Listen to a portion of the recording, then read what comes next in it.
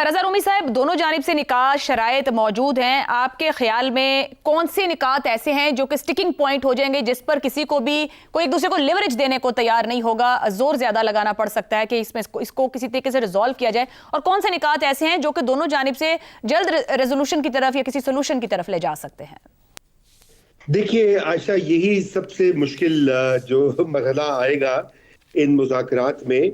और यकीनन दोनों साइड्स, आपको पता है, उनके अपने अपने व्यूज हैं इसके ऊपर। खुसूसन ये जो मामला है स्ट्रेट ऑफ हॉर्मुज का, आप देखिए उसमें आबनाए हॉर्मुज तो ऑलरेडी एक तरह से इनडायरेक्टली ईरान का उसके ऊपर जो कंट्रोल है उसको तस्लीम कर लिया गया है। लेकिन गोइंग फॉरवर्ड उसके ऊपर अगर मजीद ईरान जो है वो शराइत लगाएगा, मसलन अभी ईरान की पार्लियामान ने वो उसके ऊपर कुछ $2 मिलियन फी शिप का एक जो है वो टोल भी लागू किया है।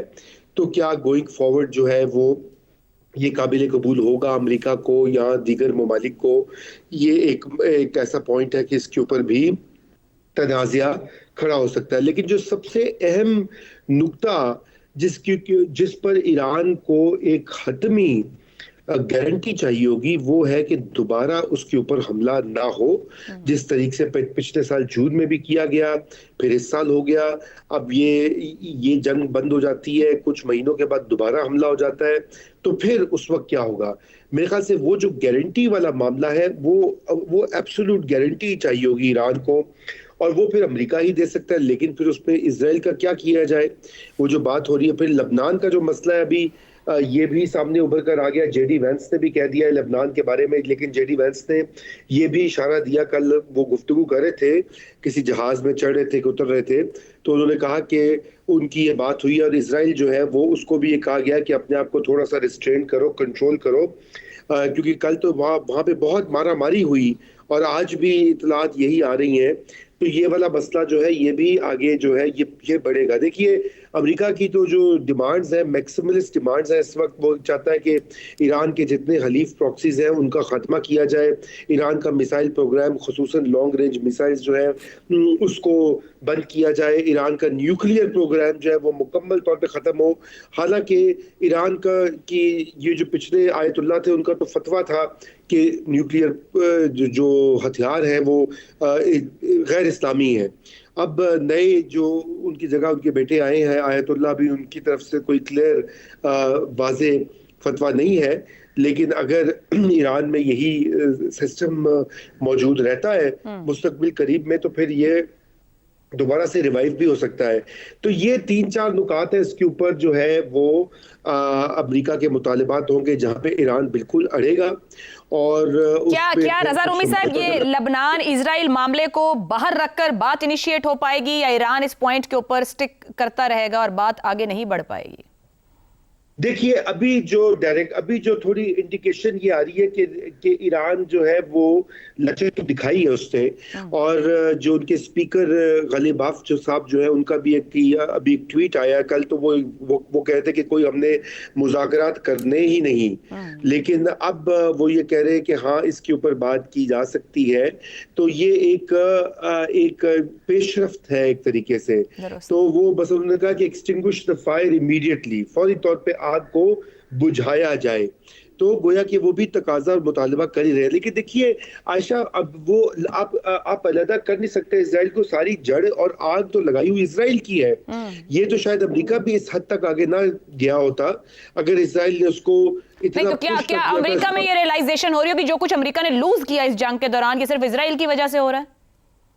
जी बिल्कुल, अमेरिका में ये रियलाइजेशन आ रही है, आहिस्ता आहिस्ता पब्लिक ओपिनियन में भी आ रही है।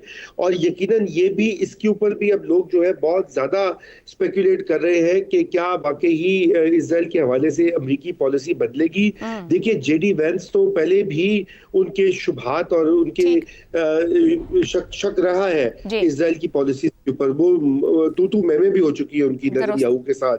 और सदर ट्रंप के जो हवारी हैं, जिसे मागा कहा जाता है, जो उनके यूट्यूबर्स हैं, वो तो ऑलरेडी इसराइल को बुरा भला कह रहे हैं रोजाना की बुनियादों पर। तो इसलिए ऑलरेडी पब्लिक ओपिनियन शिफ्ट कर रहा है। शाह जी, दुरुस्त हो गया। आमिर अहमद खान साहब, आपके ख्याल में ये जो इस्लामाबाद एक अमन की बात कर रहा है और चाह रहा है कि कोई रास्ता निकले, क्या बैठने वाले दोनों साइड के दरमियान जो इत्मीनान कायम हुआ है कि वो इस्लामाबाद तक आ रहे हैं, किसी की जानिब से भी कोई दाखिली सियासी नुक्ता, कोई मुजाहिमत इन मुज़ाकरात को हर्ट कर सकती है? क्या दोनों थोड़े तहम्मुल से एक कदम पीछे बैठकर किसी रेजोल्यूशन की तरफ जा पाएंगे? अच्छा, पहला तो ये है कि ये एतमाद की बुनियाद पर कोई भी नहीं आ रहा जी इस्लामाबाद। दोनों मजबूरी की बुनियाद के ऊपर इस्लामाबाद आ रहे हैं। सो ये जिस कॉन्टेक्स्ट के अंदर ये बातें आपस में हो रही हैं, उसमें एक बहुत बड़ा एलिमेंट मजबूरी का है, और उसके अंदर इनफैक्ट अगर कोई प्रॉब्लम, बहुत बड़ा प्रॉब्लम है, तो वो एतमाद का ही है। दूसरा, ये जो 10 नुकात और 15 नुकात की आपने बात की इस प्रोग्राम के अंदर के कहाँ वो कितने करीब आ सकते हैं एक दूसरे को, देखें इस तरह के नुकात जो है ना, वो शतरंज के मोरों की तरह होते हैं, वो सिर्फ चालें चलने के लिए इस्तेमाल किए जाते हैं। इस तरह के मुज़ाकरात के अंदर इनमें से बहुत सारे मोरे ऐसे भी होते हैं जो कि बसात से बाहर भी गिर सकते हैं इस खेल के दौरान। इससे ज़्यादा इनकी हैसियत नहीं होती। मेरी नज़र के अंदर जो 2 नुकात सबसे ज़्यादा अहम हैं इन मुज़ाकरात में, और जिनका सबसे बड़ा असर होगा इन मुज़ाकरात के ऊपर, वो ना तो ईरान के 10 नुकात में शामिल हैं और ना अमेरिका के 15 नुकात में शामिल है। उनमें पहला जो है ना जी, वो इजराइल है, जिसको समझ आ गई है कि दुनिया उसका कुछ नहीं कर सकती, उसको नहीं रोका जा सकता। अगर ऐसा ना होता तो वो जैसे ही सीज फायर का ऐलान हुआ है, वो 24 घंटों के अंदर अंदर 250 बंदा लेबनान के अंदर ना मार। वो हर सूरत में जंग जारी रखना चाहता है, और वो हम पहले भी ये बहुत दफ़ा ये बात कर चुके हैं, वो किसी सूरत इस प्रोसेस को, इस पीस प्रोसेस को कामयाब होते हुए नहीं देखना चाहता। अगर किसी के दिल में कोई शक है ना, तो ये जो बरतानिया के फॉरेन सेक्रेटरी की स्टेटमेंट है कि जी हमें बड़ी तशवीश है लेबनान के ऊपर इतने बड़े पैमाने पर हलाकतों की, बस यही हद है मगरिब की फ़िलहाल जो वो इसराइल के अगेंस्ट इस्तेमाल कर सकता है, तो वो कितना ज़्यादा से ज़्यादा दबाव डाल सकता है। दूसरा नुकता जो है ना जी, वो डोनाल्ड ट्रंप की नीयत है। अगर तो वो सिर्फ अपनी दी हुई डेडलाइन से बचना चाहते हैं और इन मुज़ाकरात को और इस अमल के प्रोसेस को इस्तेमाल करके वो ये चाहते हैं कि चलें ये भूल जाएं कि मैंने इतनी स्ट्रॉन्ग और इतनी ख़तरनाक किस्म की डेडलाइंस दी थी, और ठीक है फिर थोड़ी बहुत झगड़ा भी होता रहे, साथ साथ बातें भी होती रहे, ये मामला चलता रहे, बस मैं जो हूँ, मैंने जो अपने आप को एक पोटेंशियली ट्रिकी सिचुएशन के अंदर डाल दिया था, मैं अगर उससे निकल जाऊँ तो फिर तो जाहिर है कि इन मुज़ाकरात का मुस्तकबिल डूम्ड ही नज़र आता है। लेकिन अगर ये जो एक क्वालिटेटिव तब्दीली जो मुझे नज़र आ रही है, इससे पहले ईरान के साथ मुज़ाकरात में जारेड कुशना और स्टीव विटकॉफ थे, जिनके बारे में ईरानी हुकाम का एक बहुत बड़ी रिजर्वेशन ये थी कि उनको तो कुछ पता ही नहीं है। वो न्यूक्लियर टेक्नोलॉजी जैसे इंतहाई पेचीदा मसले के ऊपर मुज़ाकरात करने आए हैं, जबकि उनको बुनियादी चीज़ें ही नहीं पता कि न्यूक्लियर टेक्नोलॉजी जैसे मामला के ऊपर मुज़ाकरात करने में कौन से नुकात अहम होते हैं और कौन से नहीं हैं।